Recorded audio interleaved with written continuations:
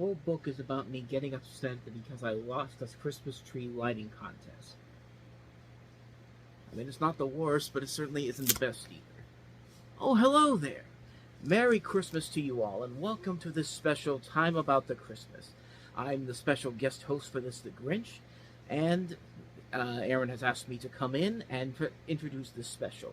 What this is a look back on the past year of different holiday reviews from the last almost 600 episodes of Time About the Movies he's done.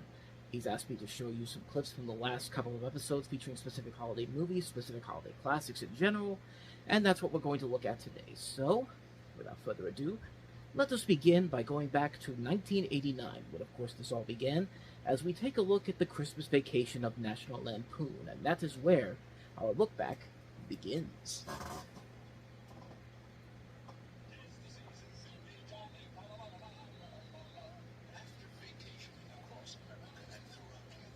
Take it, Russ. This holiday season, the Griswolds are going to play it safe. Clark, we're stuck under a truck. They're staying at home. I give you the Griswold family Christmas tree. Hope you're not getting sap all over your sweater, Clark. All Clark wants is a quiet, old-fashioned Christmas. Sorry. Got a little knot here. You can work on that. What he's going to get is the gift that keeps on living. Merry Christmas. His family. We didn't come to impose. Oh, hell, there's plenty of room. Do you sleep with your brother? Do you know how sick and twisted that is, Mom? Well, I'm sleeping with your father. Have you got a kiss for me? You better take a rain check on that, Art. He's got lip fungus they ain't identified yet. But no holiday could ever be more deeply touching. We were gonna call, but Eddie wanted to make it a surprise. If I woke up tomorrow with my head sewn to the carpet, I wouldn't be more surprised than I am right now. We're really gonna fly down the hill with this stuff. So genuinely moving. Can I refill your eggnog for you? Drive you out to the middle of nowhere, leave you for dead? More truly uplifting. Can I show you something? I was just browsing. Or more down to earth. Merry Christmas! If Santa is smart, he'll stay well clear of this joint. It's a death trap. And Christmas with the Griswolds. Everybody come on, quick, look at the lights!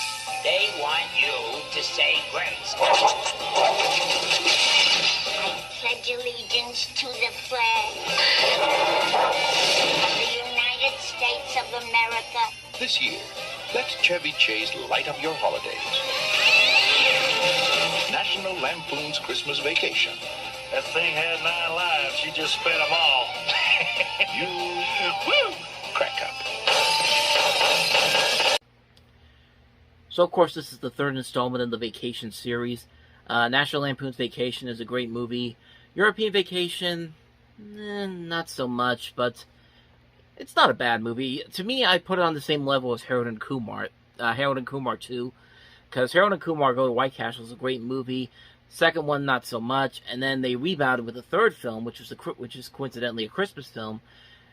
But this Christmas movie is definitely a lot better than Harold and Kumar, easily. But it's just a great Christmas movie all around. It's a movie it's one of those movies that at the time was not given the best reviews. It did well at the box office, and I think it actually did better than European Vacation did, and it has in years grown to become a Christmas classic, like right up there with some of the other great cult Christmas movies of the time, specifically A Christmas Story, which this movie and A Christmas Vacation definitely are very similar to it, because they have a plot, but the main focus of the film are these little things that happen, little stories that happen leading up to the big family get together at the end of the movie, like the big, you know what I'm talking about, the big Christmas Eve, Christmas Day climax that happens. And I mean, really, there really isn't a whole lot new I can add to this that most people haven't already said already. It's a Christmas classic. Like, this is a movie that it has everything you want from a good Christmas movie. It's one you can watch every single year. You never get tired of it. Every time it's on TV, when AMC plays it on during the holidays, I've got to watch it. It's almost every time it's on. If there's nothing else on, I'm just flipping over to AMC and seeing it's on there. And I think last year, Christmas Vacation, I think it was on almost 100 times, if I'm not mistaken, with the combination of AMC and then I think TBS and TNT had it on there at some point in November before it switched over to AMC. But yeah, it's a movie you can never get tired of. It's a movie that still holds up every single time. It's very funny. You can relate to Clark's situation. Like, he wants the perfect family Christmas, and whenever everything doesn't go his way, he has these plans that he has, all these plans he has, such as wanting the pool and all that. Like, you could, and when he doesn't get it, specifically when he gets his bonus, and he just freaks out on everybody. Everything that had been building up to that point, it's like, you can feel for the guy, and that rant he goes on with his family right there about his boss, it's just like, everybody has had that situation. Maybe they don't want to say it out loud, but they've had that situation before where they're just like, I've had enough, I'm snapping. And that scene just perfectly sums up what I think a lot of people would be really thinking about at that time, at that situation that they're in. And yeah, the movie does a good job of keeping in the tradition with the other films in the series. It does a good job of, like I said, being very funny, having these. The movie also has this nice visual feel to it. Like, it feels modern, but it also feels kind of like a classy. What's the best way to describe this movie? The cinematography in particular, it feels like something that could happen at any Christmas, but it has this classic vintage visual feel to it. Like, I know it takes place in '89, but it's hard for me to describe it, but there's just this weird feeling to it that is very intriguing. Like, it feels like in some things you're watching a Christmas card come to life with some of the shots they have in here.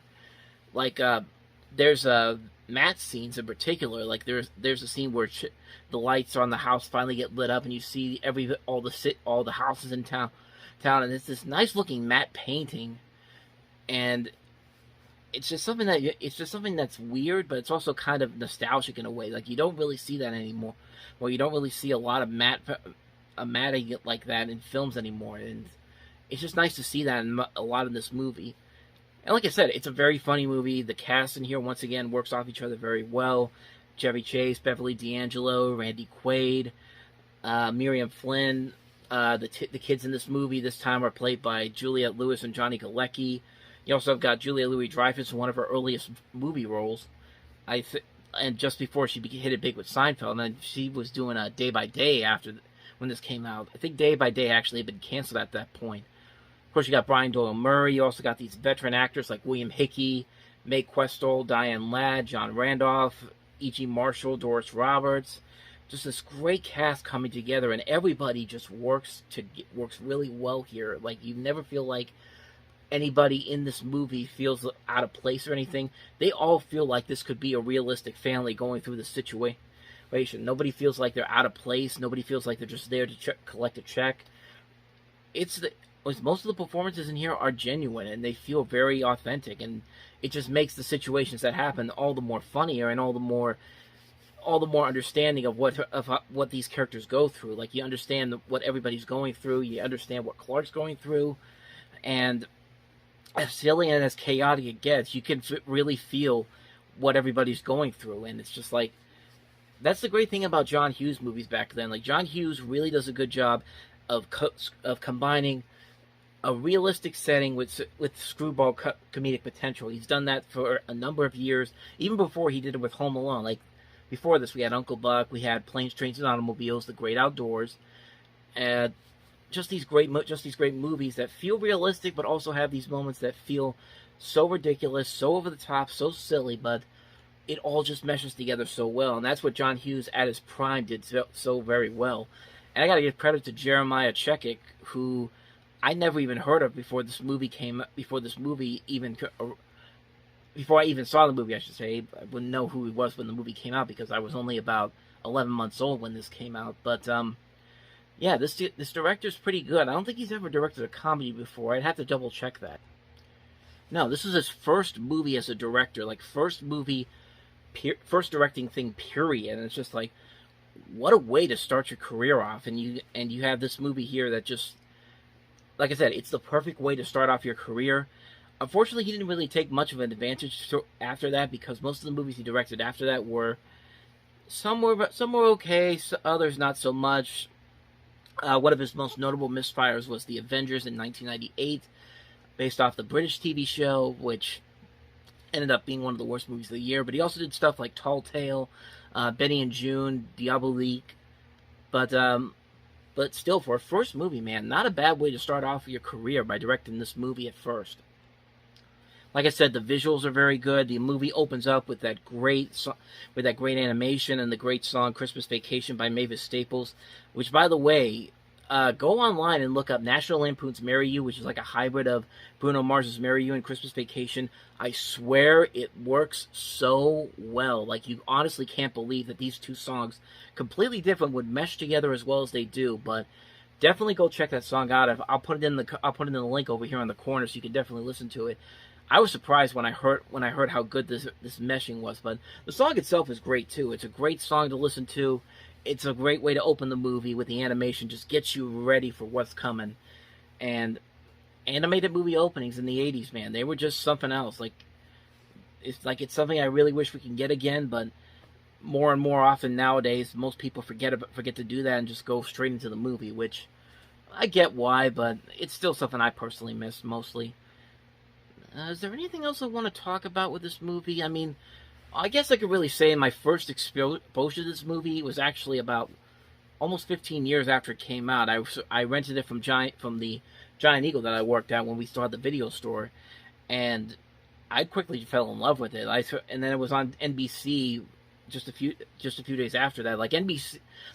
ABC, I think in '92 first had it for a couple years, and then from like '94 up until about 2005, 2006, that was like an NBC must-see event. Like, you stop what you're doing, watch the movie on TV. It was like that with Home Alone as well. Like, for about 10 years, that is on NBC. Home Alone and Christmas Vacation were like the must-watch events on NBC, which you still get with It's a Wonderful Life. But other than that, though, most of the holiday movies and specials that used to be on the air nowadays, you can just get off of streaming and all that, which is fine, but it's those older memories that I do miss a lot. Like, I miss those must-see events, like holiday events. Like you have to stop what you're doing, turn on the TV, and watch something like Rudolph and Frosty, which thankfully you could still do on CBS.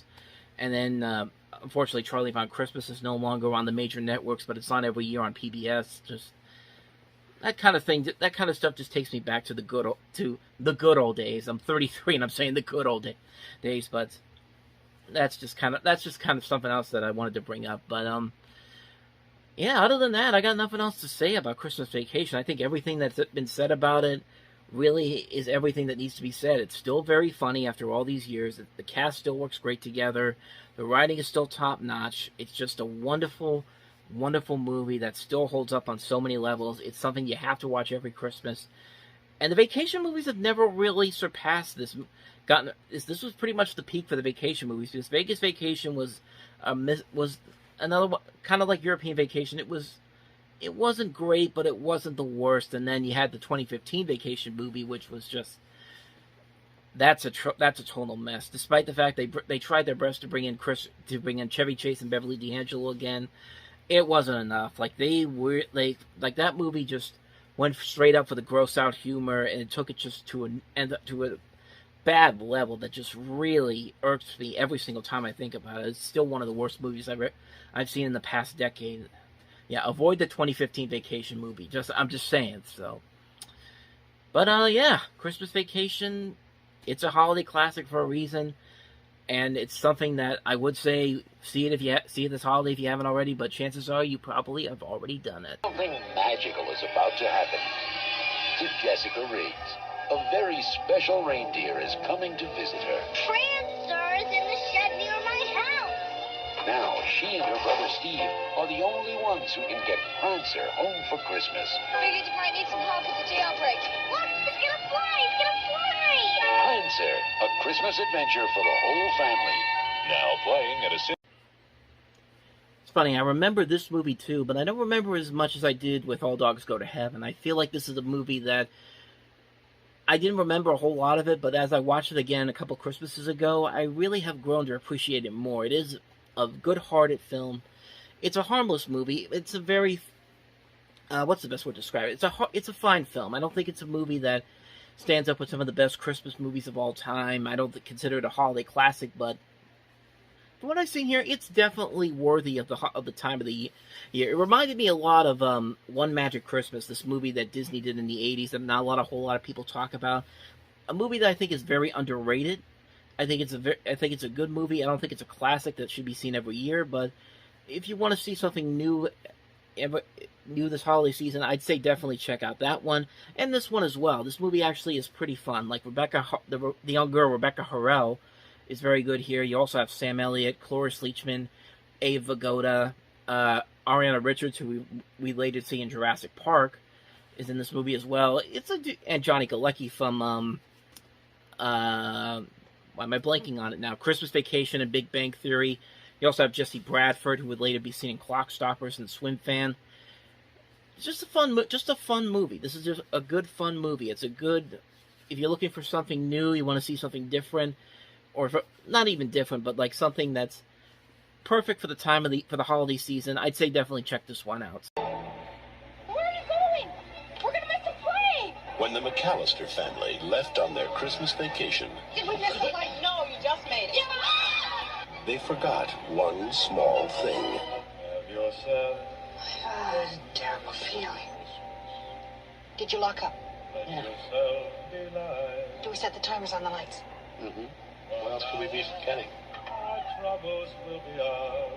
Kevin! Home alone. Police in the northern suburbs are on the lookout for a pair of burglars who are calling themselves the Wet Bandits. We know that you're in there. It's Santa Claus and his elf. Get off my property. This is my house. I have to defend it. Where's your mother? My mom's in the car. Where's your father? He's at work. What about your brothers and sisters? I'm an only child. Where do you live? Can't tell you that. Why not? Because you're a stranger. He's a kid. I mean, what can a kid do to us? Kids are stupid.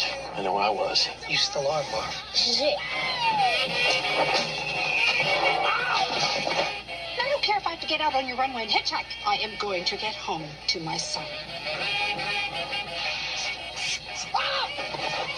Yes! Where are you, you little creep? I'm gonna kill that kid! Why'd you take your shoes off? Why do you dress like a chicken? Gus Polinski, polka king of the Midwest. If you have to get to Chicago, we'll gladly drive you. Hey, guys. Yesterday, he was just a kid. But tonight, he's a home security system. You guys give up, or you're thirsty for more? From John Hughes, You know, I got a feeling this is going to be your best Christmas ever. a family comedy without the family. Home Alone. Are you here all alone? I'm 8 years old. You think I'd be here alone? I don't think so. Directed by Chris Columbus, coming November 16th. Of course, it was Home Alone. Home Alone came out this weekend on November 16th.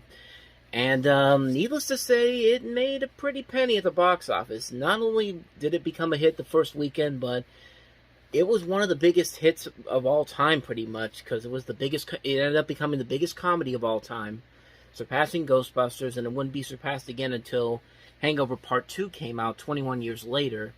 But not only that, the movie, which was intended solely as a Christmas movie, it played way past Christmas. I think it didn't get out of the top spot until February or March of '91. It was there for a long time, and people would just keep coming back to see it.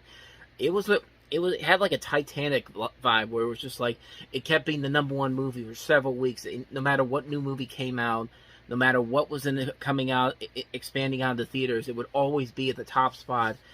And people would go to see it so many times that by the end of its run, I think it was in many theaters until midsummer of '91. I mean, it was a big, big hit at the time. And of course, it also inspired a lot of the comedies that we would get in the '90s. It was a big success for John Hughes, probably the last really big success he had as a filmmaker, even though he would have successes afterwards. But this was his biggest success to date. And of course, this is Chris Columbus's first real big hit. and also launched the career of Macaulay Culkin. You can kind of say it launched the careers for several actors in here. I mean, in terms of successes, like Joe Pesci was a pre-established actor, but this is one of his biggest successes. So was Daniel Stern, John Hurt, Catherine O'Hara.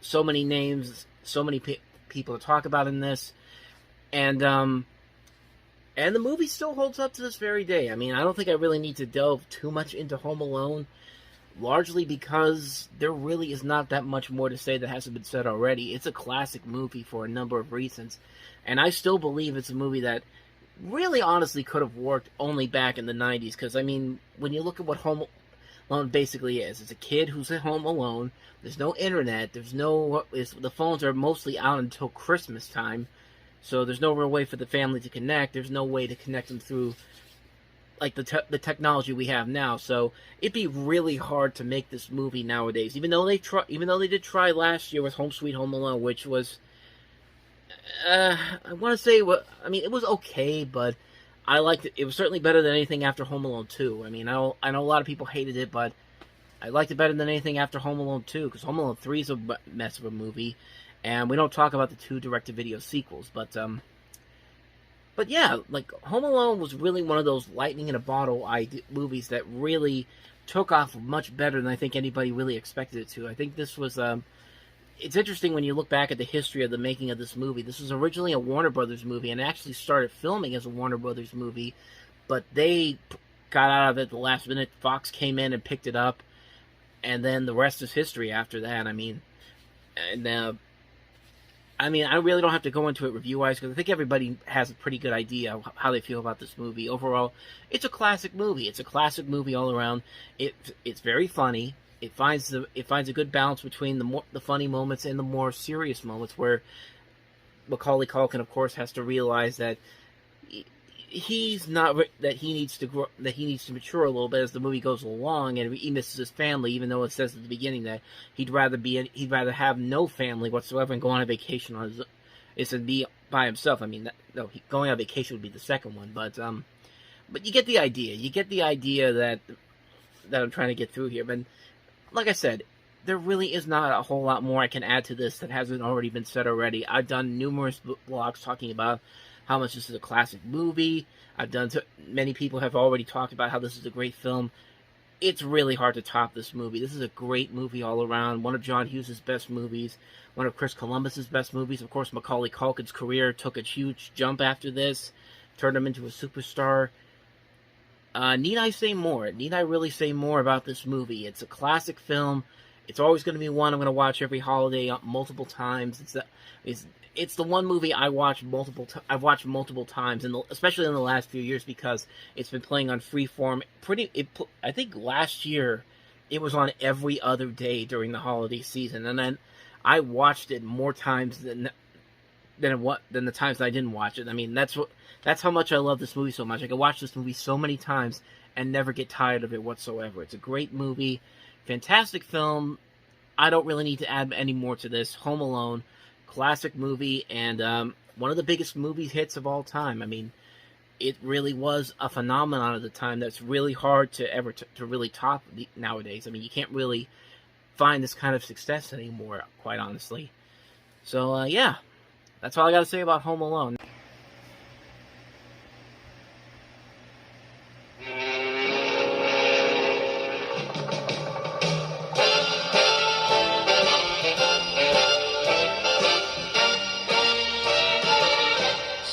Spreading the news, I'm leaving today.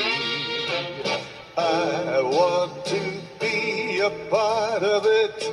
New York. Guess who's alone in New York this Christmas?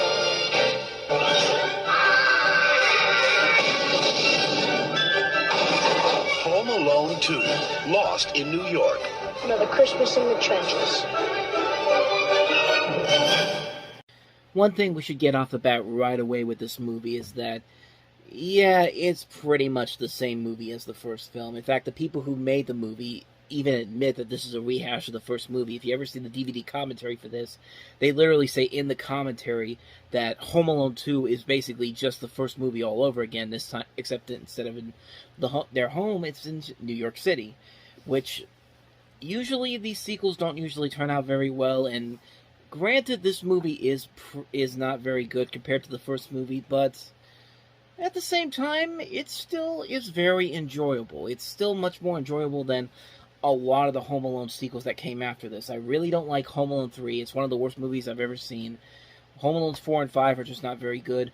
The only one I did kind of like, and I know everybody hated it, but Home Sweet Home Alone really was not... It's not that good of a movie, but it certainly beats the crap out of everything that came after Home Alone 2. I mean, the basic problem with Home Alone 2 really is the fact that it is very similar to the first movie. There are a lot of things that are very similar.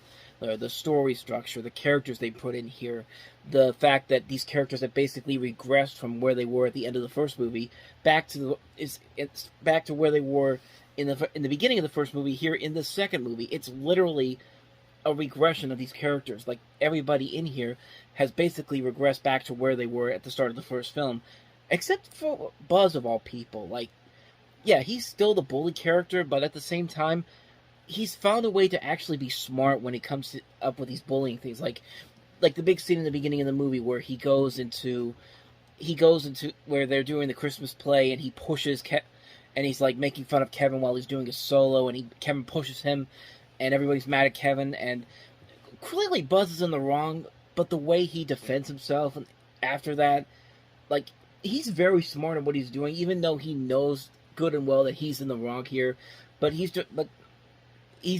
found a way to actually...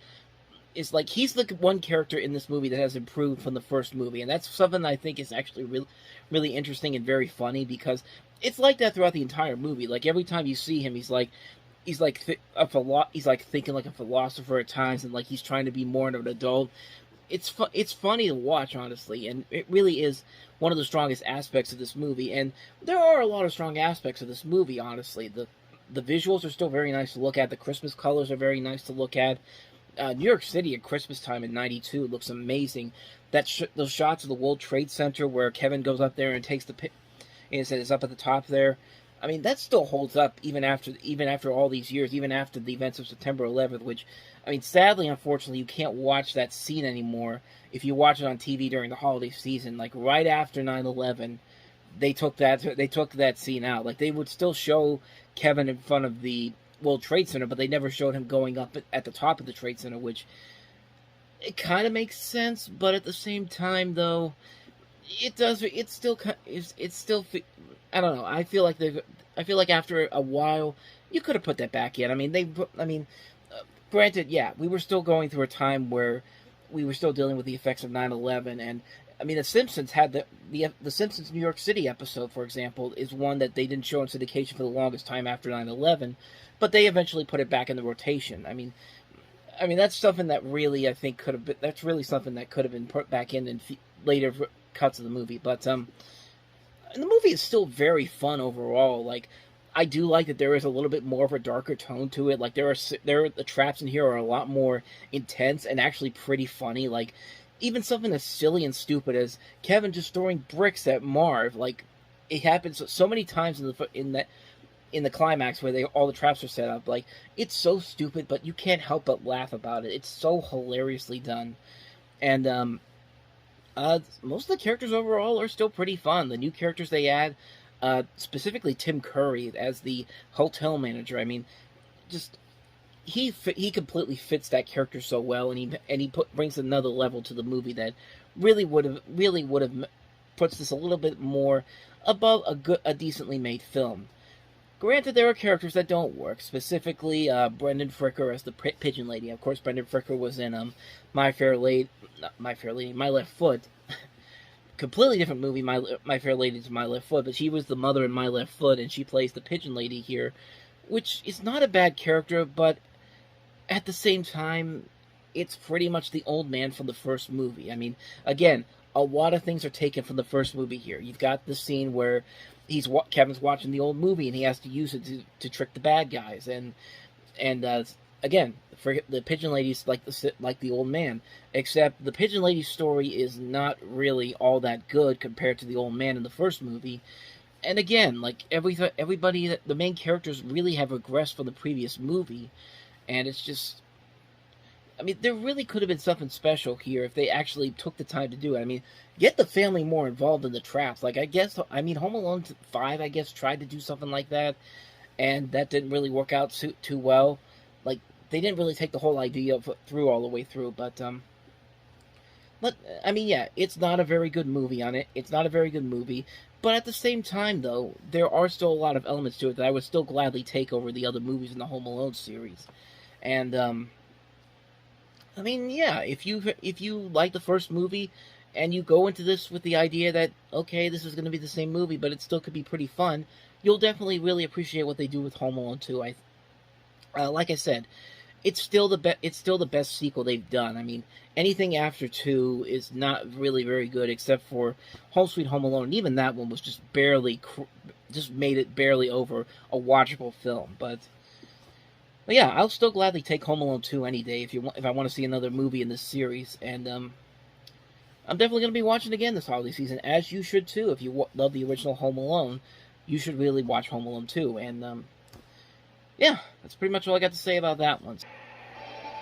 Humbug. He was the greediest man alive. It's Ebenezer Scrooge. Until the night he met someone extraordinary. Hello. The Muppet Christmas Carol. I'll drink to Mr. Scrooge, even though he is odious, stingy, and badly dressed. Humbug. Oh, there goes Mr. Humbug. There goes Mr. Grim. Do you think it's safe for us to be up here? They gave a prize for being me. The winner would be him. Yes, Mr. Cratchit. If you please, Mr. Scrooge, the bookkeeping staff would like to have an extra shovel full of coal for the fire. How would the bookkeepers like to be suddenly Unemployed! This is my island in the sun. It's Charles Dickens' classic tale, as only the Muppets can tell it. It's good to be heckling again. It's good to be doing anything again. Filled with holiday warmth. Hey, light the lamp, not the rat, light the lamp, not the rat. And Christmas spirit. Jacob Marley?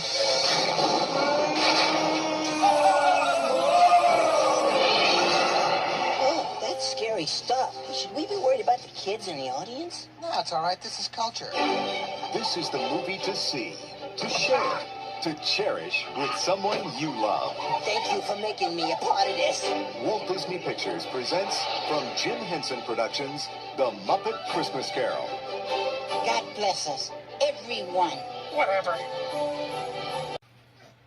So yeah, you don't really usually see a Christmas movie opening after Thanksgiving. I mean, if you want your Christmas movie to do very well during the holiday season, because the holiday season is usually the time to go to the movies. I mean, and Christmas movies usually do very well, largely before Thanksgiving. Like, if you open up the week after Halloween, or maybe 2 weeks after Halloween, then you're pretty set for the rest of the holiday season. I mean, Elf and the Polar Express are perfect examples of movies that did that. There's been a couple of examples where some of them have opened on after Thanksgiving, like National Lampoon's Christmas Vacation opened the week after Thanksgiving. Or, you can usually make the most money when you go open a movie like a week after Halloween, or on Thanksgiving weekend, and then watch the money roll in as the holidays go along. This opened on December 11th, which is really, really odd for a number of reasons. I guess because Disney had Aladdin, they thought that was where most of the money was going to come from this holiday season. They decided, you know what, we're comfortable enough to put this movie in theaters a couple weeks after Thanksgiving. We're just going to have these 2 weeks before Christmas, and then we'll be set because Aladdin will be out. And keep in mind, this was the first Muppet movie released by Disney after they bought Jim Henson's production company. And this was also the first movie made without Jim Henson involved. And again, one of the other things that you have to note about this movie is that there aren't any celebrity cameos in this like they were in the last couple of movies. Like, this is one of the couple of movies that they did with Disney where they don't have there's a lot of major stars except for one in this case, which is Michael Caine. The movie didn't do well at the box office, kind of because of the fact that it opened 2 weeks before Christmas. I think it only ended up making like $27 million, which is not very good for a kids' film around that time. But luckily, the film still has found a life through television, DVD, VHS, Blu-ray.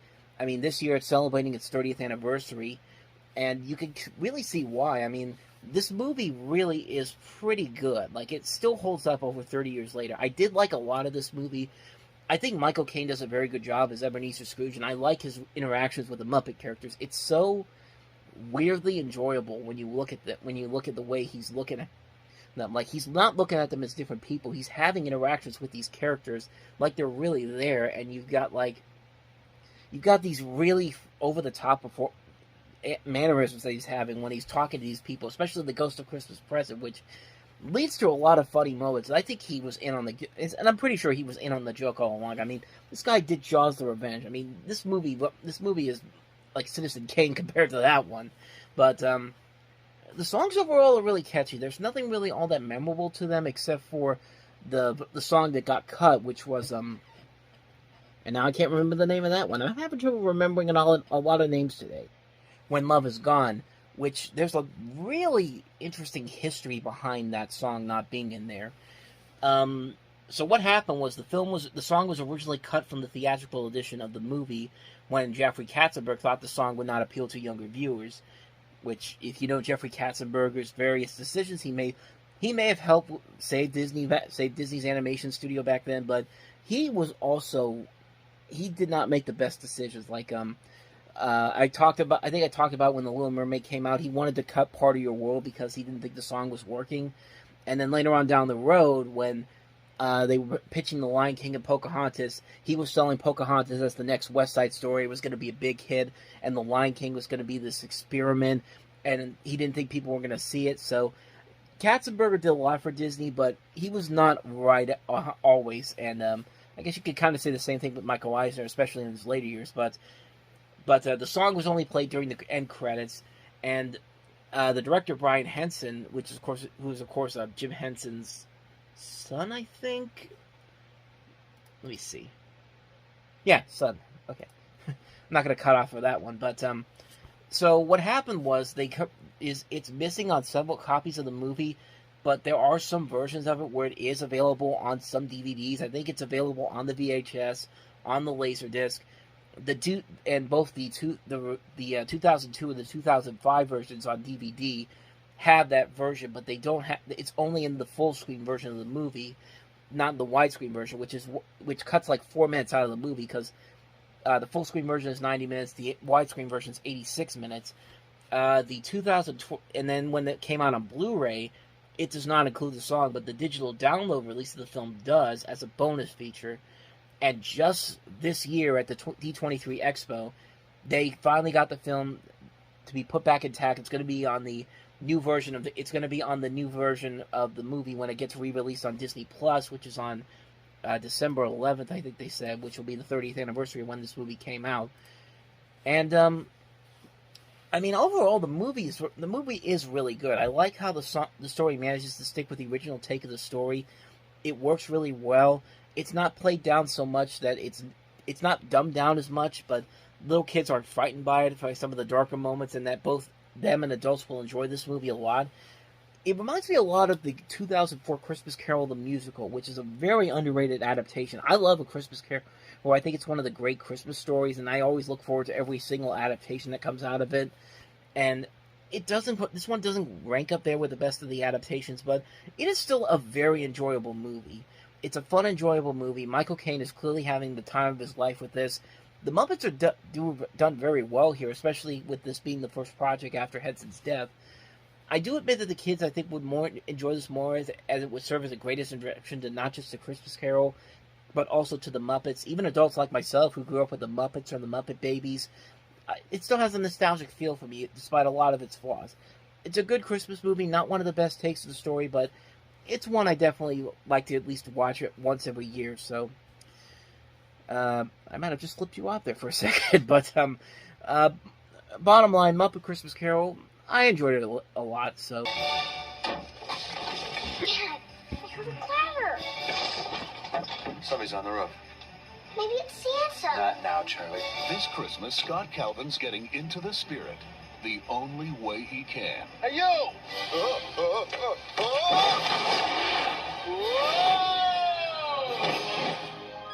By accident. If something should happen to me, put on my suit. The reindeer will know what to do. He is Santa. You killed him.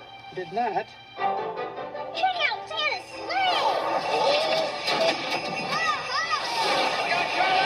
When you put on the suit, you fell subject to the Santa Claus. The Santa Claus? What does that mean? It means you put on the suit, you're the big guy. Ha! Santa, how come your clothes are so baggy? Do you want this doll or not? Go back to sleep. I shave in the morning, in the afternoon, I look like this. Oh my God. Calvin, your weight. What happened? Beastie. What, you put on a little weight? Does this look like a little weight to you? You look distressed. I'm way past distress. I'm talking to an elf. He's not Santa. Oh my God. He is too, Santa. Wait, I'm not done. Fax me. This is our perpetrator. This one's not going to be easy to find. Want the bright red suit and beard give him away? Who's down there? Santa, your father this year. Have a piece of fruit, for God's sake. This holiday season, Incoming! Tim Allen is giving till it hurts. Johnny, naughty. Gary, nice. Veronica, very nice. The Santa Claus. You're a 1,200-year-old elf? You're pretty good for your age. Thanks, but I'm seeing someone in wrapping.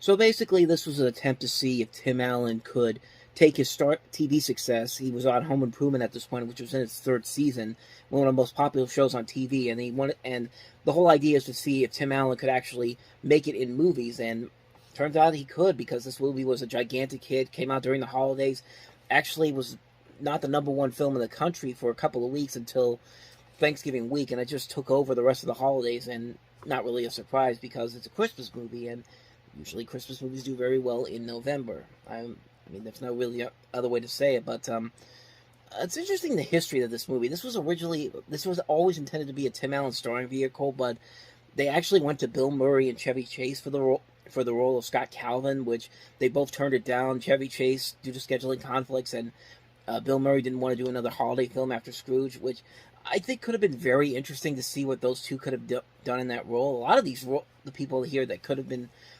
interesting in that. Tom Selleck, Tom Hanks, Mel Gibson. It's interesting, interesting casting there, possible casting there.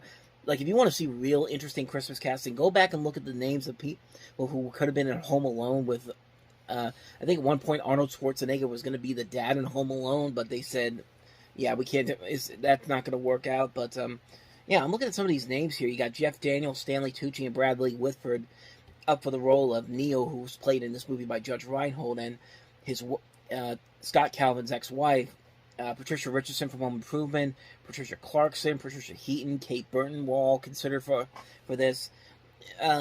Just interesting little bits there about how different castings almost made this movie completely different as it is, but for what it is, I mean, I'm not going to lie, it's a fun little holiday film. I don't love it as much as most people do. I think it kind of has that same kind of, I don't even want to say that. I was going to say it has that same kind of mentality as something like Hocus Pocus, which a lot of people really like, and yet I'm one of the few people that really hate the movie.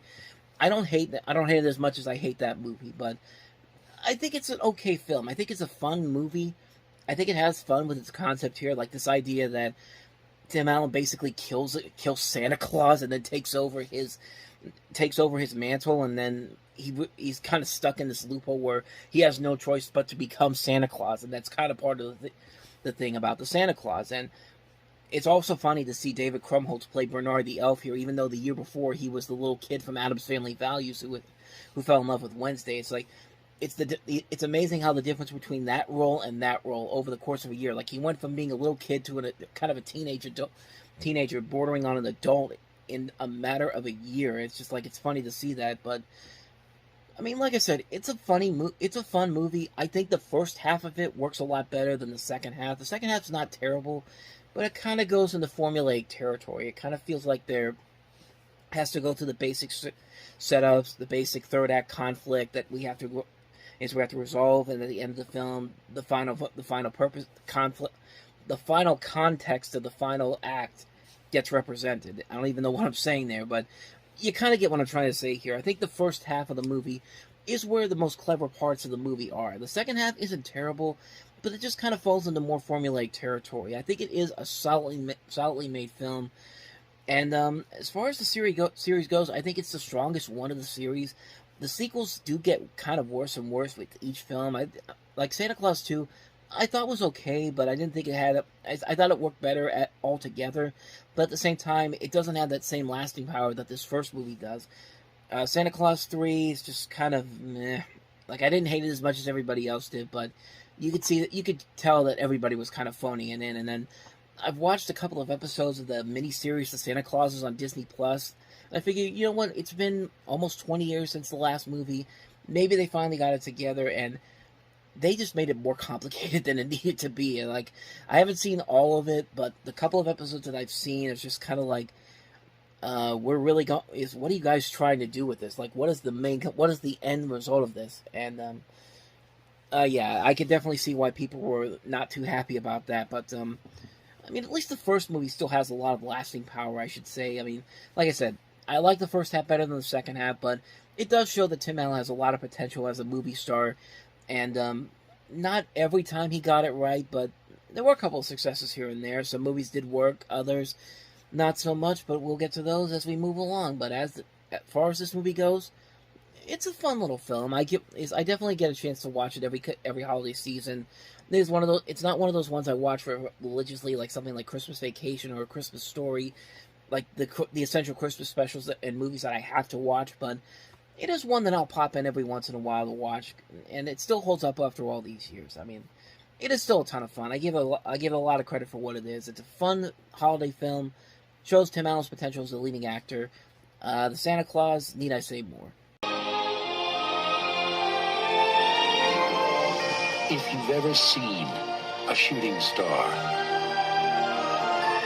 held a newborn baby in your arms, or made a wish that came true, you know miracles happen every day. You just have to know where to look. This Christmas, expect a miracle.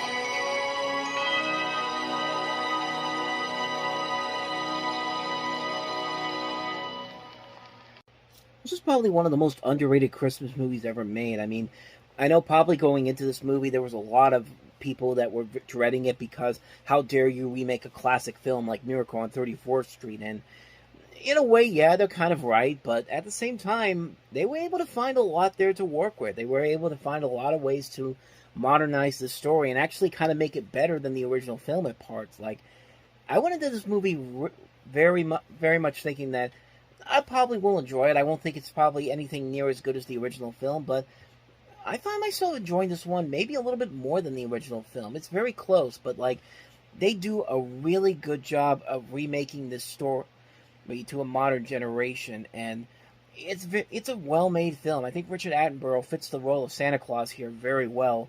Mara Wilson fits the role of the little girl here very well. I like Elizabeth Perkins and Dylan McDermott playing the love interest in here. You have J.T. Walsh, James Remare, Robert Prosky in here. Just a phenomenal cast in here. And John Hughes does a very good job of modernizing the story and making it work for a new generation. And I like the way they actually change the ending around where it doesn't feel like it doesn't feel hammy, or it doesn't feel like it's just there to change they're just changing it because they feel like they need to change it. No, they actually have a purpose for changing it around here, and I like that it actually serves a purpose to the actual story here. here. Not to say that the one in the original film is bad. It's a classic ending, but what they do here is actually very unique and very different. And I like what they did here, and it doesn't feel manipulative or forced. Nothing about this feels forced onto you, like it's something that they want you to get a cheap emotion out of. They're actually trying, and it actually does work for the most part. How many times can I actually say actually? But yeah, this is one that I don't think gets as much attention as I think it does. I think it has grown a little bit of a following now that Disney has bought Fox, and they've seemed to have put this movie now on every year during the Freeform 25 Days of Christmas thing, so it is slowly but surely starting to find an audience again, and I'm glad it is, because it's a very underrated movie. It's one of John Hughes' more underrated movies from the time after the Home Alone movies came out. I think it's a very good, well-made film. If you didn't get to see it this past Christmas, I say definitely check it out this holiday season, because you actually might be missing out on something very unique and very creative. It's a nicely made film, and it does make some changes that actually do kind of work to what they're trying to do here, and I think it works very well. I'd highly recommend checking out Miracle on 34th Street. 20th Century Fox would like you to meet the Furbo family. Dave. Once released from this prison, I, much like my reptilian brother, the pterodactyl, shall fly high above my problems. Alvin.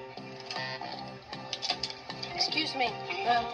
The sign says take a pen, not take all the pens. Bill. Look at that abandoned car. It's my car. Oh. Their ma. Beautiful dreamer. Edna, how would you like to ride your trunk in a car? Edna, are we sleeping together? I think not. One big temptation. Forget it. Forget what? There's no money in the hall. And what have we here? $275,000. One brilliant plan. All right! This is the robbery! All right, who's got the key? Raise your hand. Oh. Do you boys really want to do this? Absolutely. But on Christmas Eve, it doesn't seem right. One huge mistake. I just did what the map said. I made 4 lefts. 4 lefts? As I start going, you idiot! Robbing the bank was easy. Oh, my God, are you okay? Well, I'm not dead, if that's what you mean. Why don't you come join my family and me for a wonderful Christmas dinner by the fire? But surviving the nicest little town in the world, Here we are. that's the hard part. Come on in. I just robbed these people. I don't want to get to know them, all right? If you don't give me that money, I'm going to throw your mother out the window. All right, love you too. Did you need any money? No, we've taken more than our share already. 20th Century Fox presents the story of 3 brothers looking to get out of paradise. Is there a bus or a train? Any way they can. Nicolas Cage. I'm getting this feeling that you are not telling me something. John Lovitz. Yeah, with this feeling you're getting is paranoia. Dana Carvey. Come on, let's just go. Trapped in paradise. Don't aggravate the old witch. I wish I was a witch. I'd shove my broomstick right up your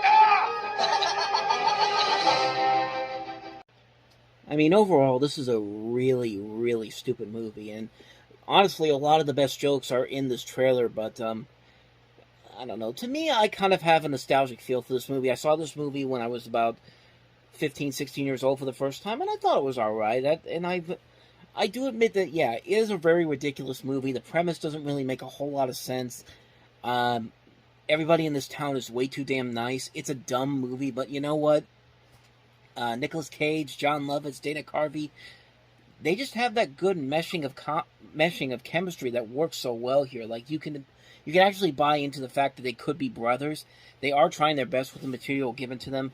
The comedy is very hit and miss. Like I said, the best moments are mostly in the trailer that you just saw, but I thought it was a cool, nice little film. It's a very stupid movie, but it's a nice little film. Well, it has that nice Christmas feel to it, like it's snowing all the time. It's hard not to appreciate that type of stuff. And yeah, I know it's a bad movie. I know it's not a very good movie whatsoever, but I personally thought it was just okay. I have a good time with this movie. It's one of those movies that I watched when I was younger, and it has some longevity to me. Let me rephrase that. It has longevity to me after all these years. Like, it still has a nostalgic feeling for me. And, it kind of still holds up for me a little bit. It's not a good movie whatsoever, but I still enjoyed it for what it was. I think it's an okay movie.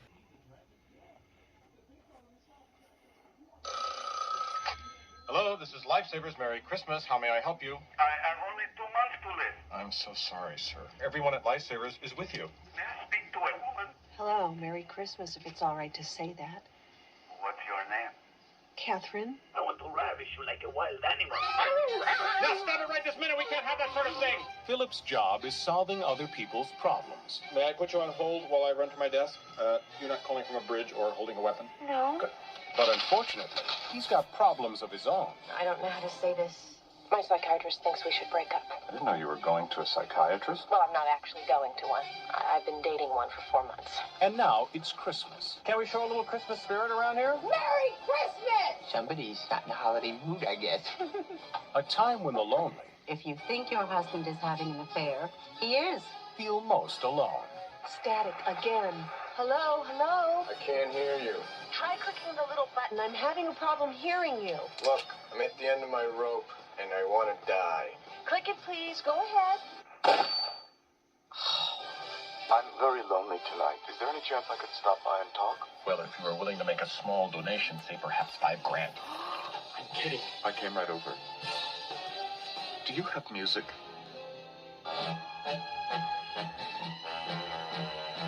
I'm not like you, Philip. I'm not one of those people who's only good on the phone. In my line of work, I deal with all kinds of people. None of them are what you might call conventional.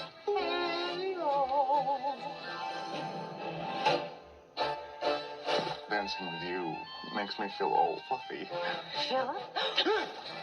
TriStar Pictures presents I wish there were someone I cared for who cared for me. Are you a professional ukulele player? Oh, no, I'm a writer. What do you write? T-shirts. Steve Martin. My heart is racing, and I'm feeling all nervous and sick. That's the way I felt since the day I met you. I wrote Save the Dolphins. In the new comedy from the director of Sleepless in Seattle. Catherine was very distressed, so naturally I had to comfort her. Mixed Nuts. Hello, Lifesavers. May I help you? May I speak to a woman? You are speaking to a woman. You know, it's funny Rob Reiner isn't here because, of course, Rob Reiner made one of the worst movies of 1994, maybe one of the worst movies ever made, North. And while this certainly doesn't head to North levels of badness, it's still a pretty bad movie. I mean, a terrific cast involved here. Steve Martin, Madeline Kahn, Robert Klein, Anthony LaPaglia, Juliette Lewis, Rob Reiner, Adam Sandler, Lee Schreiber, Gary Shandling, Rita Wilson, Jolie Fisher, just a ton of talented people in this movie, and a great director who was just coming off of Sleepless in Seattle and writing movies like A League of Their Own and When Harry Met Sally, and you're just watching this and you're going like, what happened here? Like, what made this movie not work as well as these other movies that these people have been behind? And I think, honestly, it's just that there's nothing really all that funny in there. I think they're trying too hard to just stick stuff at the wall and just try to get some good laughs out of this, and there's just nothing really there. It's just maybe the writing just wasn't as sharp as they wanted it to. Maybe there wasn't just such a good idea of what they wanted to do, but yeah, I really don't like this movie all that much, and I've had friends of mine tell me that I'm kind of crazy for saying that, especially with some of the stuff that Madeline Kahn does in this movie. Like, there's a whole chunk of this movie where she's stuck in an elevator and she's just screaming at the top of her lungs. And I love Madeline Kahn. I think she can be very funny, but you got to give her something more to do besides just sitting in an elevator for a good chunk of the movie and just screaming at the top of her lungs. Like, give her something funny to do. I mean, it's not a complete loss because I will admit there are parts that do kind of make me laugh. Like, I didn't know for the longest time that Lee Schreiber was playing the woman who the drag woman who was dancing with Steve Martin in here. Like, I always thought that was Steve Martin in a dual role, but no, that was Lee Schreiber. And you know what? He actually was kind of funny. Like, he actually does have a lot of funny moments in this. Like, I felt he was one of the stronger aspects of the movie, and I thought the movie needed much more than that. I mean, they got a great cast involved in this, but there's just nothing there that makes me think that there was something that they really wanted to say about this movie. Like, what was the overall plan for this movie when it was all said and done? And I just never really got it. I mean, I just think this movie was just all over the place. They just threw stuff at the wall. They got all these people involved and just said, hey, you know what? Make something funny out of it. And sadly, I don't think anything funny came out of it, really, except for a couple of good performances, especially from Lee Schreiber. But other than that, though, this is a terrible, terrible movie. I mean, it's a really bad film. It's not the complete disaster that North was, but it comes pretty close. I gotta say that. But some people have told me I'm crazy for thinking that, but you know what? That's the great thing about the internet and the great thing about doing stuff like this, because everybody can have their own opinions on stuff. Some people think this movie's good. People like me, I don't like it. But yeah, that's the great thing about the internet. Sometimes just get your opinions out there and then watch the insanity happen. I mean that's pretty much what the internet's kind of about, honestly. And just like now I'm just kind of rambling on here, but that's pretty much what this episode has been like so far. So okay, that bottom line, mixed nuts, not a very good film, massive disappointment from somebody that made a great film like Sleepless in Seattle.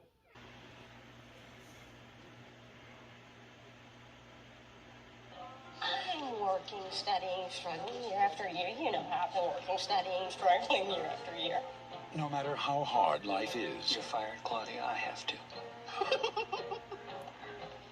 No matter how difficult things are. Oh, Mom, I'm gonna have sex with Tim.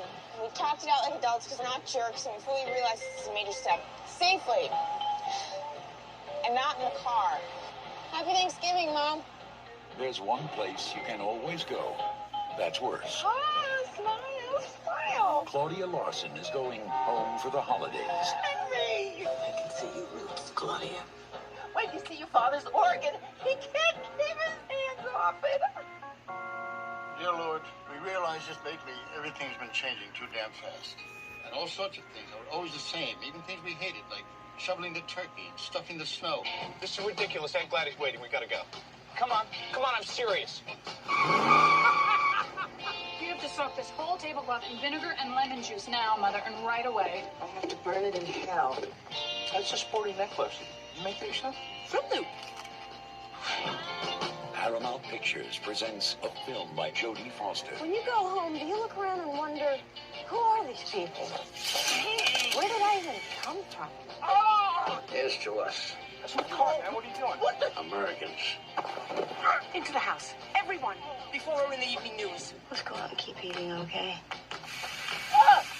It'll be okay if we just stuff ourselves till we can't even think anymore. Home for the holidays. Mom, do you like spot mothers thing together?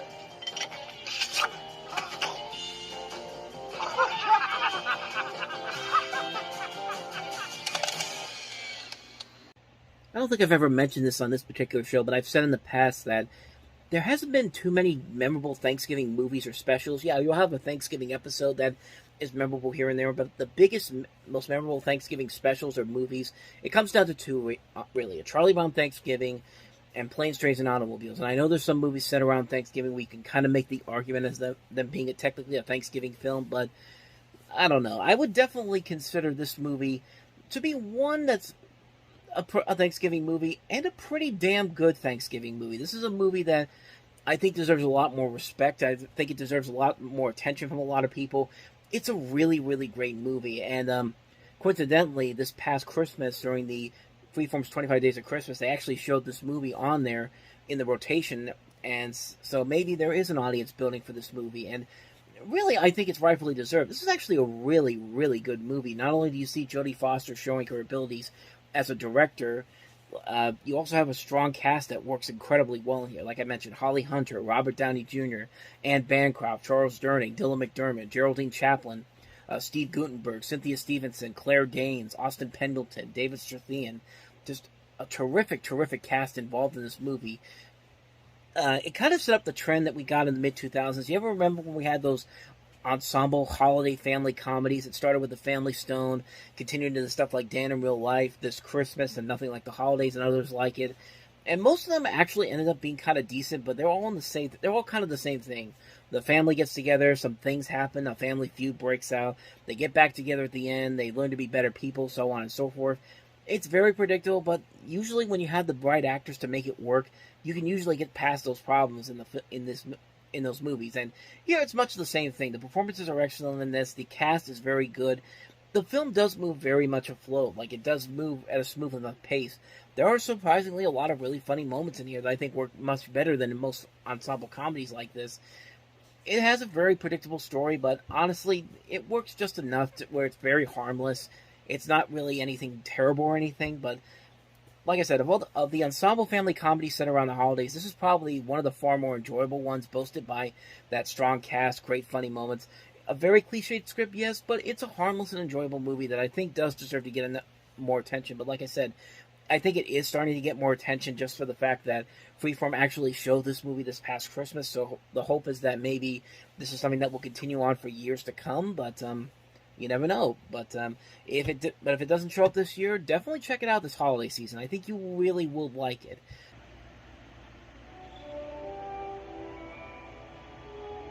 Every holiday season, there's one toy everyone has to have. I want the Turbo Man action figure with the arms and legs that move, and the roll-to-roll jetpack, and the boomerang shooter. Getting it is every child's dream. Whoever doesn't can be a real loser. Finding it You got the doll, right? is this father's nightmare. I'll get that toy. I promise. Whoa!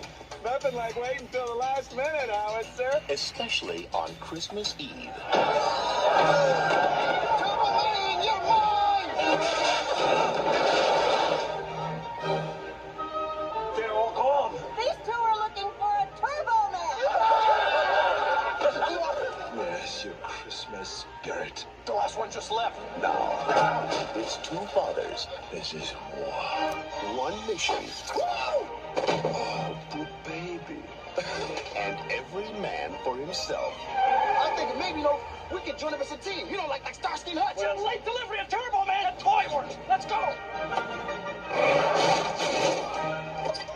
Is there a problem, officer?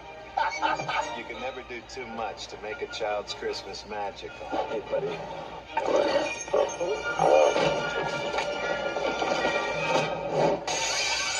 From the director of Mrs. Doubtfire. You want a Turbo Man for Christmas? Forget it. I'm not going to sit in your lap. Tony, show him. That was taken this morning. And from the director of The Flintstones. Don't open that up. No. Of course, there's some assembly You required. know what you guys are? Nothing but a bunch of sleazy con men in red suits. Arnold Schwarzenegger. Sinbad. I work for the post office and I'm unstable. Tell him. This man is totally insane. Thank you. Christmas comes but once a year.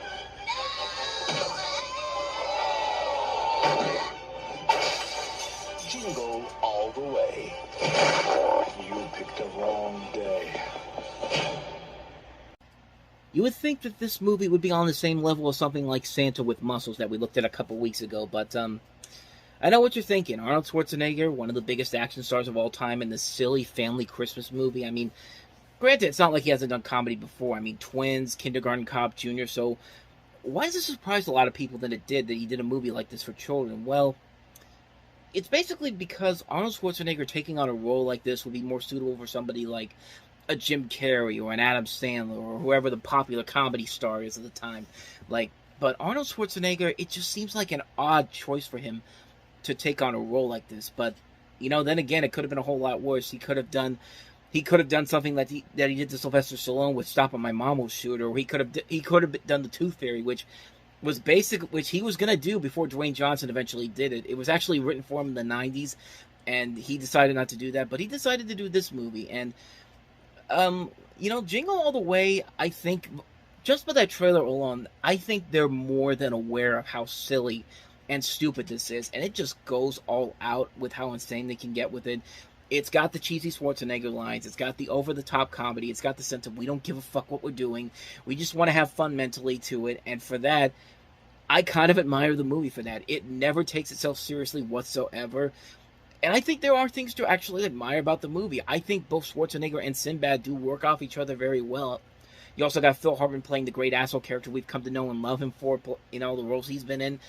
Some of the jokes actually do work here, and the concept about getting a Christmas gift at the last minute is a good concept, and it's a good satirical concept when you also consider this came out in 1996. What else came out in 1996? Tickle Me Elmo, the Tickle Me Elmo toy from Sesame Street. And if you were around back at the time, you knew how crazy popular that toy was. It was basically what the Cabbage Patch Kids were in the 1980s. People went to toy stores and just couldn't get and just had to get their hands on it. They didn't. They fight you. You'd fight them for it. There'd be brawls all over the place. Kids would be upset that they didn't get it. It was that popular back then, and it just goes to show you how times have changed in the 30 years since then. Because like, I think that was the last time people really went nuts over something like over a specific toy like that. But nowadays we have the internet and online shopping. You can get that stuff easily, but. It's done pretty well here. It's kind of a satirical. It brings like a little satirical edge to it here, and the film does a pretty good job as that. But then again, some of the other acting is not that great here. Rita Wilson is kind of wasted here playing the wife of Arnold Schwarzenegger's character. Jake Lloyd doesn't have a whole lot of charisma to him, and many of the jokes around him kind of fall apart pretty badly. But I mean, he's not terrible in the movie, and in fact, this was the thing that got him the role in Phantom Menace. And for what he had to do. I'll give him credit for what he had to do. He did a pretty good job with it, but a decent job, I should say, not a pretty good job. But it could have been a lot better. But here's the difference between Jingle All the Way and some other movies that have come out as of late, like Surviving Christmas, or Christmas with the Cranks, or Deck the Halls, or A Christmas Story 2, or even the Jingle All the Way sequel with Larry the Cable Guy. Actual effort was put into this movie. You could tell the effort was put in there. The people who made this movie knew exactly what they were doing. They knew that what they were making was stupid, but they said, hey, let's just go and have fun with it. And there's definitely a sense that this cast having fun with the material given here worked. We saw it in Space Jam the week before. Regardless how dumb it is, it still works pretty well for what they were trying to do. And yeah, it's Arnold Schwarzenegger, the biggest star in the world at the time, in a Christmas movie. I mean, what more do you have to say about it? It's stupid, it's nonsensical, but it's fun to watch for how bad it is nonetheless. It's the perfect definition of a nostalgic guilty pleasure, and during the holiday season, I at least have to watch it once a year. That's one of those movies I have to watch every single year. I know how terrible it is. I know it's not that great of a movie, but you know what? They know it too. It's one of my biggest guilty pleasures of all time. So I love this movie to death, man. I can't help it. If you can go in there with that sense of humor, with a good sense of humor, and knowing what they're doing is pretty stupid and nonsensical, I think you'll have a pretty good time with it. $1 million for the microchip, Mr. Beaupre. We will find it. Their mission is deadly. Has to be on a plane. We are going to Chicago. Their technology is state-of-the-art. 26 miners in the 14 houses we haven't checked. Their strategy is unheard of. We're gonna work houses in broad daylight. It's the suburbs. Nobody's home during the day. They've got the perfect plan. That's the house. Tomorrow we hit. He's got the chicken pox. What? And he's home alone. Nobody's gonna do anything about this. I'll just have to do it myself. I'll go in the front. Heads up!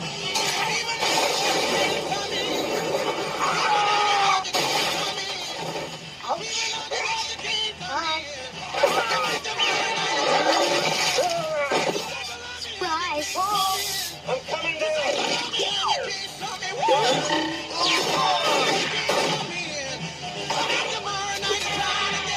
From John Hughes, the writer and producer of Home Alone. See ya. This Christmas, staying home will become an adventure.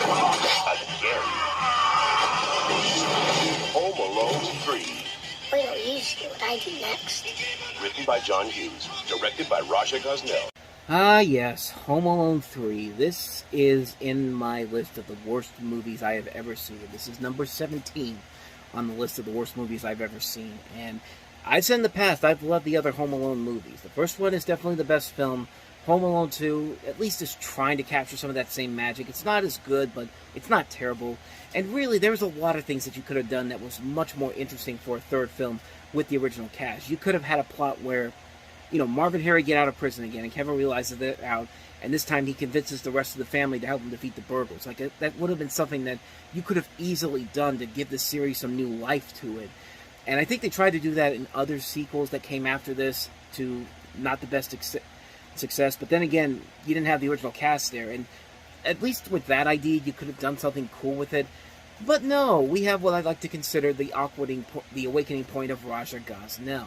The point when he realized his purpose as a director in life, because this is his first movie as a director after many years as an editor working on the first 2 Home Alone movies, and more than likely, he was brought in to create a simple cash grab with no creativity or edge whatsoever, and Gosnell probably looked at this and said, wait, I can put 0 effort into a movie and I can make money? I'm going to do this for the rest of my career, and lo and behold, Big Mama's House, Scooby-Doo 1 and 2, Yours, Mine, and Ours, Beverly Hills Chihuahua, The Smurfs 1 and 2. I mean, this dude clearly does not give a fuck about putting effort into any of his projects at all. And Home Alone 3 is where it all began, and don't get me wrong, Alex D. Linz, the kid is not a bad actor. He's actually gone on to do some pretty decent roles in films, including actually voicing Hey Arnold and Tarzan, young Tarzan in the Disney movie. And to his credit, he's not bad in this. He wasn't whiny or trying to be too cute like Jake Lloyd in Jingle All The Way was. But the kid was trying, and he didn't do too bad of a job. But again, he's no Macaulay Culkin. The bad guys in this movie are the worst. They really went all the way out to find the closest lookalike to the actors they wanted to get. Like, you could tell that Bill Preet was supposed to be Oliver Platt. Jernigan was supposed to be David Schwimmer. Unger was clearly supposed to be Adam Carolla. The other one that actually wasn't looking like he was trying to copy another actor was Alice, but I don't know. Maybe you could have probably put Linda Fiorentino in that mix in there. But besides that, these are supposed to be these terrorists, and were they terrorists? I mean, basically, yeah, they were terrorists, but they're intimidated by this kid, a kid with chickenpox, no less. And guess what the worst part is? These are 4 professionally trained terrorists, and yet they get their asses handed to them so easily by this kid with chickenpox. Like, you could believe that Kevin could beat up Marvin and Harry, because those 2 robbers, they weren't the smartest people out there, although Harry does claim to be that way, but these 4, they were clearly shown to be much smarter than Marvin and Harry, but they still got their ass beaten by this defenseless kid who was sick. And on top of that, these traps get way more elaborated and over the top than they needed to be. Like, you could take absurdity in a movie like this just fine, but even I have my breaking point with this. There are traps in this movie that are so elaborate, you really have to wonder to yourself, how the hell does this kid that has chickenpox have the will and ability to do this? There's no way this kid would clearly have A, enough energy, B, enough time, and 2, the muscle strength to actually do this, to pull the feats off that he does in this. Like, you see him moving trampolines over to pools, you see him with a bookcase full of books that he put up there, you see him making sure he has the ability to put 2 Mega Block bins full of super glue and a piece of wood and a mousetrap. It's just like, come on, man. Like that's just getting ridiculous on its own part. It's just like, and that leads me to the biggest problem with the movie overall, and the reason why I hate it so much. Everybody in this movie is stupid. Not just the bad guys, not just the parents, not just the brother and sisters, the FBI and the police too. Everybody in this movie is a fucking dumbass. You know, Alex does the smart thing in this movie by calling the police to report these terrorists breaking into these houses, and yet these terrorists manage to sneak their way out of the neighbors' houses like they are the Flash or Sonic the Hedgehog. Like, I swear, they must be ninjas in their off time. But after the first day, no cop ever goes, you know, maybe we should bring one of our officers out on the street here to keep an eye on the neighborhood. And just like, nope, just assume it's a prank by the kid with chickenpox because, oh, he's the run of the family, he's the youngest, he's the troublemaker, even though there's clearly nothing that shows beforehand why he's that way. Like, and then the second time it happens, he calls the police again, and once again, they do it. The bad guys get away so easily. Nobody sees them. No cameras around whatsoever. Clearly, this is a town that does not believe in being safe, apparently. And you know what happens? The cops don't believe him again. Even his asshole siblings, one of them being a young Scarlett Johansson, starts giving him shit. And it's just like, I'm sorry, but you cannot do that.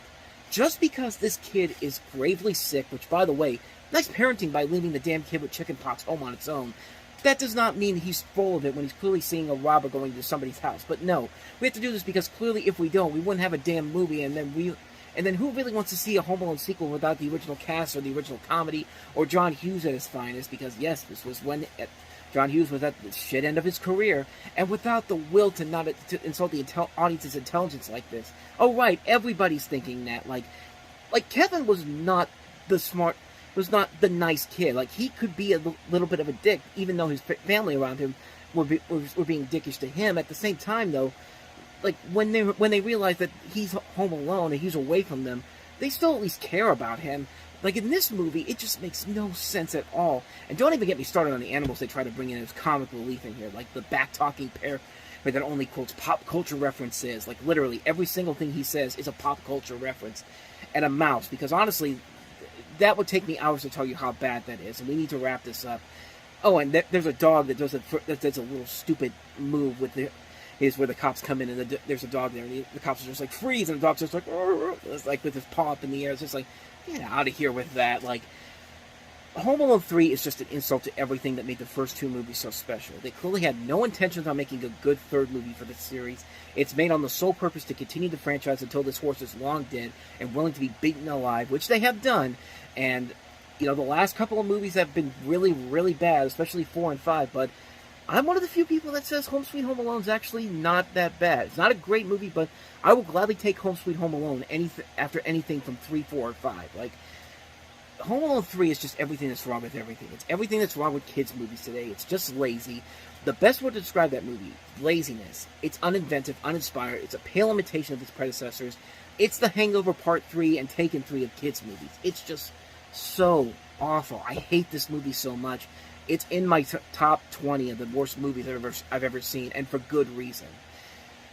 From Walt Disney Studios, for everyone who loves Disney's Beauty and the Beast, comes the world premiere of a brand new Disney animated classic, Beauty and the Beast, The Enchanted Christmas. The magic of one of your favorite Disney movies continues, with the original cast in an all-new movie, Beauty and the Beast, The Enchanted Christmas, coming fall 1997. So this is a story that takes place within the story of Beauty and the Beast. I think they said it takes place right in the middle of the original movie. And it's kind of where the Beast and Belle are starting to get along a little bit more. I think it's supposed to take place after the wolves attack Belle and the Beast saves her. And then it goes from there. At least I think that's what they're implying, but I'm not really entirely sure on that. I'd have to double check that. But you know, as far as the movie itself goes, and as for a direct-to-video sequel to Beauty and the Beast, it's harmless. It is what it is. At least it has more to do with it than what Belle's Magical World did that comes out after this, which was not a great film whatsoever. As far as the animation goes, it's nicely done. It looks pretty good for a direct-to-video movie. The winter colors are actually played very nicely here. It looks pretty impressive. I like Tim Curry as the pipe organ. He's a great villain in this film. The storyline they actually do have, that the fact that the Beast turns into the monster during Christmas time is actually kind of an interesting little side story they add into there. But the CG work on them overall is very impressive too. And you know what? It's Tim Curry, man, doing that voice. And I mean, and I like that. I mean, Tim Curry could honestly read the phone book and he'd make it awesome. I mean, Bernadette Peters is also really interesting in having this movie too. I like that she has a nice role in here. I do kind of wish they had given her some more songs to play off to do. I mean, there's only one time in the movie she has a real song in the movie, and that's where she's teamed up with Paige O'Hara. But even then, that's not really that. It's not even really that long of a song, and you kind of wish you had more of that in this film. But you know, other than that, everything else is just kind of mad. I mean, the story's about as generic as you can get. The way they try to set up this in the middle of the original movie is a little hard to follow. I think Bambi 2 kind of perfected this more, because they at least had a point where they could add more to the story, and it didn't feel like overkill. But in here, it feels kind of forced in. The songs are, for the most part, pretty forgettable. The pacing does feel a little bit rushed. I mean, it's only a little over an hour long, and it feels like they try to pack in so much into this. And you never feel like you get a movie where the passion that went into the original Beauty and the Beast really went into it, but it just feels more like it's kind of a cash grab. But then again, this is not the worst cash grab you could do with a story like this. I mean, Belle's Magical World and, you know, the 2017 version, which the live-action one, but I digress. There's stuff in here that works. It's not a complete waste, but you never get the sense that this is a must-watch at Christmas. I know this is seen by a lot of people as somewhat of a must-watch, but honestly, if you'd really want to see this, it's worth a rent or a one-time watch. But me personally, it's not something I'd watch every year. I don't really watch it every Christmas either. It's just, I saw it once, thought it was alright, and moved on. Once upon a time, in the town of Medford, there lived a man named Jack Frost.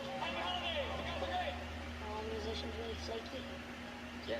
He had a beautiful wife and a loving son, but his job kept him away from home. Bet you this. Harmonicas? I got that. Morning you were born. You play that no matter where I am.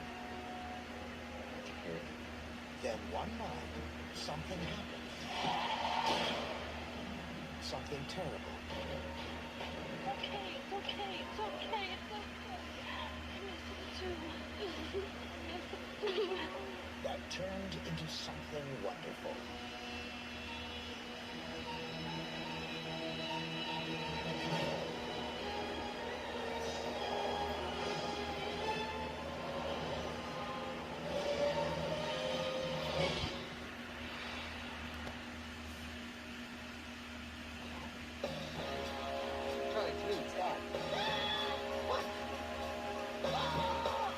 So I'm supposed to be the cheer my dad? You were the one who played the magic harmonica. I thought you made that up. So did I.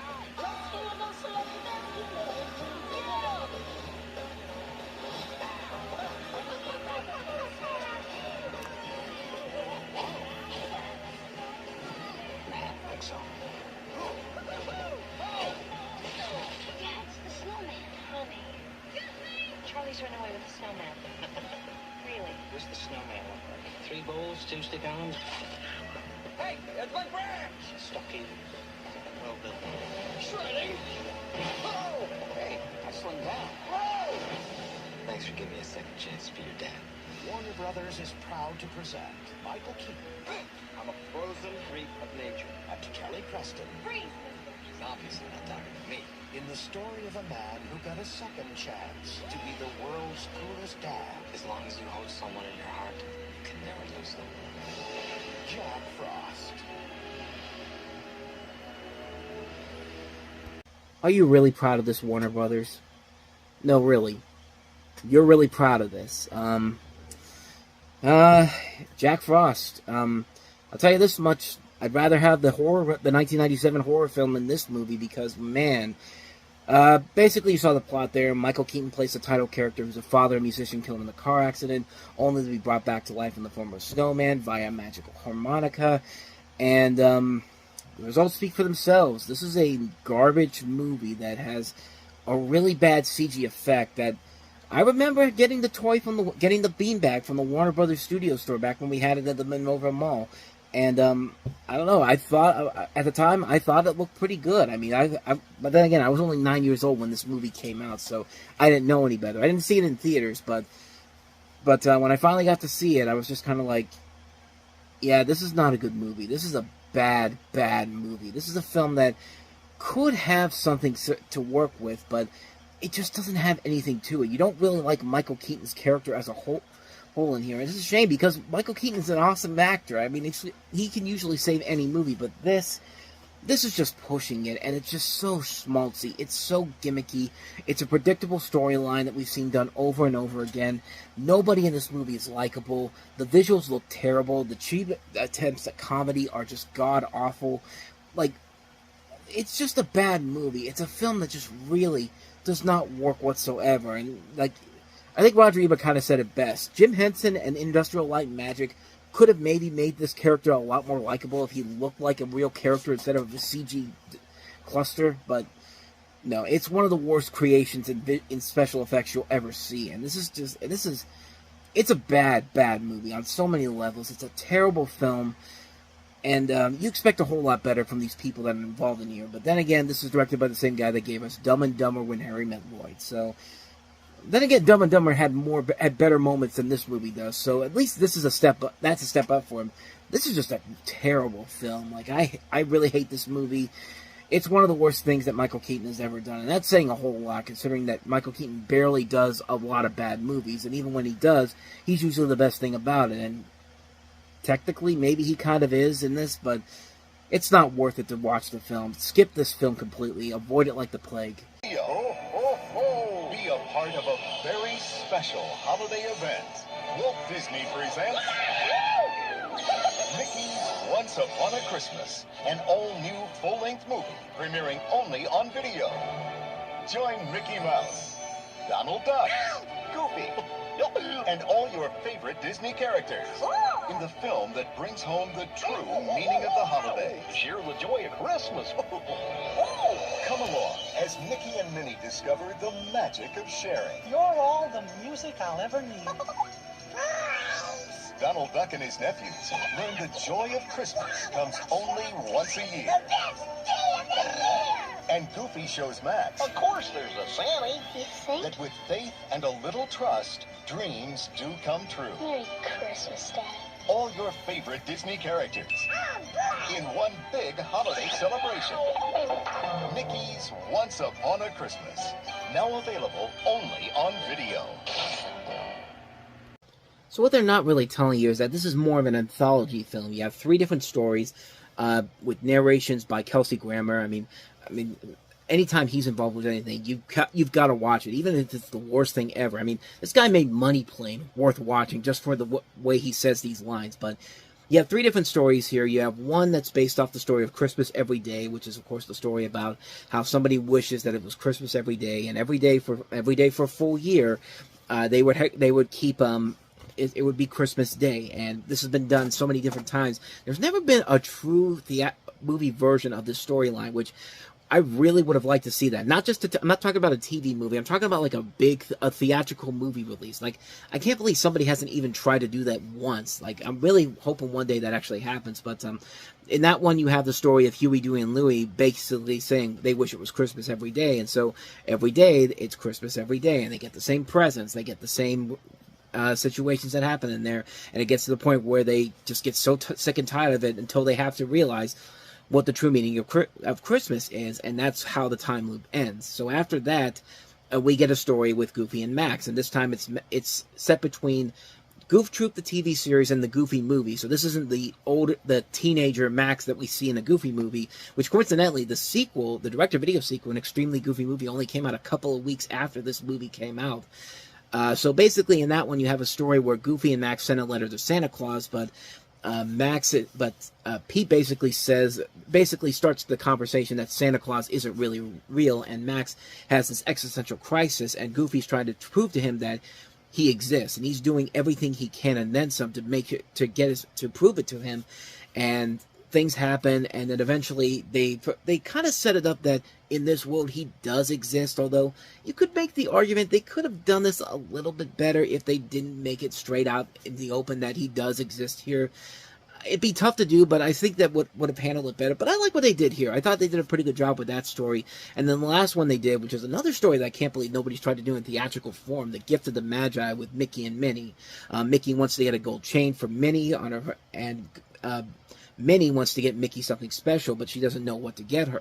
And she's betting everything on this Christmas bonus, which ends up being a fruitcake because of her boss, Mortimer Mouse, which is a nice little callback to the classic cartoons. And then Mickey, who's selling Christmas trees, ends up getting fired by Pete. And so eventually Mickey decides to trade his harmonica for the gold chain.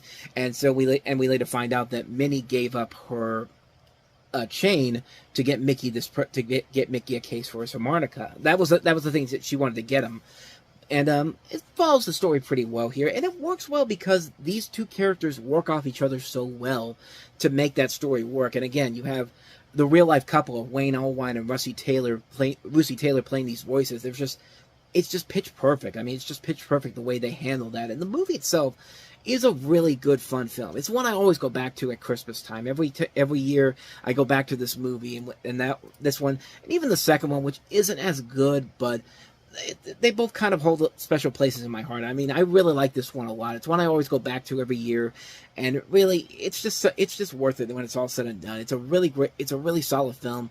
Like I said, it's one I go back to all the time. I can't recommend this one enough. Definitely check it out this holiday season because it's definitely worth a watch. Now, I know some of you might be wondering, how come he hasn't looked at my movie yet? Well, unfortunately, due to the time of this recording, that movie has not yet to come out, so it unfortunately will not be featured in this particular program, but it will be seen next year, assuming I do this again next year. But, with that said, that's going to wrap up this special Time About the Christmas Spectacular. If you like what you saw, go ahead and hit the like and subscribe button below. Check out some of the other videos he's done. And with that said, I wish you all a Merry Christmas and a Happy New Year, and do not be a Grinch. Good night.